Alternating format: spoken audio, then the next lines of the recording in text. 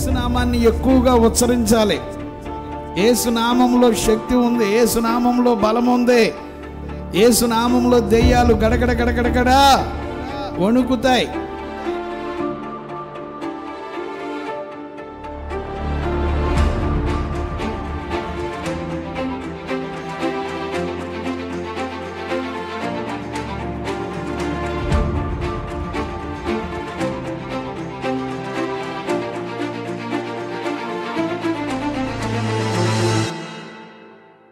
ప్రభువైన యేసుక్రీస్తునందు విశ్వాసం ఉంచండి, నీవును నీ ఇంటి వారును రక్షణ పొందుకుంటారు, శిక్ష నుండి తప్పించబడతారు. నమ్మి బాప్తిస్మం పొందినవాడు రక్షింపబడతాడు, నమ్మని వానికి శిక్ష.